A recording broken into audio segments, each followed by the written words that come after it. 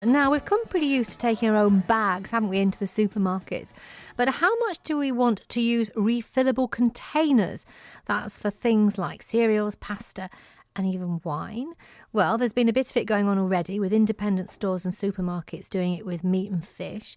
But now one of the main supermarket chains, Waitrose, is trailing a wider service in one of its shops. So is this something we're likely to see much of? And will it be popular with customers? Kate Hardcastle is a retail analyst and she joins me now. Do you know, Kate, once upon a time things would be wrapped up in brown paper, wouldn't they, and string? A lot of this is actually reverting back to practices. A lot of the conversations I've been having with colleagues this morning is about things like the scoop and save Yeah. type shops where you used to scoop up your pulses and your beans and your washing powders. So it's not a practice that some people will find uncommon. It's very successful and already in practice a lot of different territories throughout the world.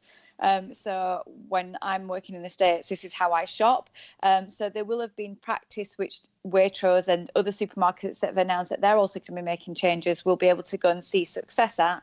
A lot of the challenges has been about contamination, health and safety, etc. But as I always say, you can expect to see change when the consumers can see the real benefit from that. And that's not that they're just much more aware of the environment because of Blue Planet and things now, but actually they're talking about savings. They're talking about an opportunity to save money because you don't have that packaging. That's the benefit there. Yeah, when you're picking up sometimes in the supermarket 6 apples and they're in a cardboard tray that's all wrapped up in a bit of kind of plasticky kind of cellophane. But if you go to the greengrocer next door, you pick a paper bag and you put it in. So, we have been used to doing that. We've done it in the past. This pre-packaging of everything is just, and I think you're right. I think we are feeling as consumers, enough's enough, actually. We'd rather you didn't. So we'll bend over backwards maybe to start thinking about, because I never thought that we'd really take our own bags as much as we do, and how you can be shamed at the checkout if you go out. A bit like, do you remember Cracker Jack when they used to pile you up with loads of food? I do. Do you remember that? And if you dropped anything, you got a cabbage. Well, I feel a bit like Cracker Jack sometimes because if I haven't forgotten my bag, I'll go to any lengths to be able to carry it out and balance it. So what kind of containers are we thinking we're going to need to take with us to the shop? Well, I think what supermarkets have to think is that there are going to be some consumers that do forget. So what practices can they put in place? What I've seen in other territories, although this is just one store, so I can't comment on this store particularly, is that a lot of brown paper packaging, like you said, your flowers being wrapped in brown paper, the way it used to be done will be there. I expect as some kind of backup if you forget your containers.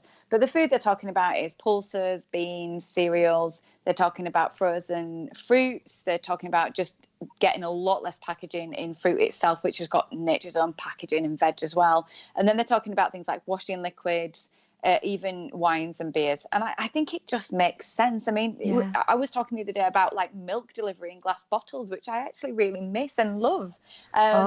You've got to do it, Kate. I do it and I love it. And it's just, and it is the best thing because it comes to your doorstep. You haven't got to think, have I got enough milk for the morning? It will be there in the morning ready for you. Somebody's delivered it in a glass bottle that then you wash out and it gets recycled. That's just absolutely a no-brainer. You need to get that sorted. Absolutely.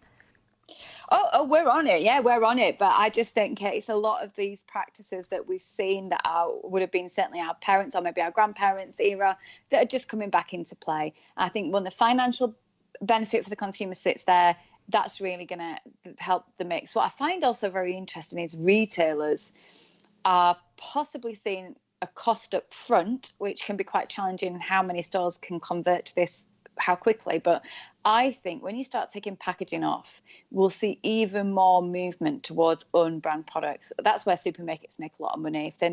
If they're selling you their own goods, then they're not selling branded products. And I think brands will become even more challenged with this because, as you know, a brand presents itself through its packaging. Interesting stuff. Kate, thank you so much for that.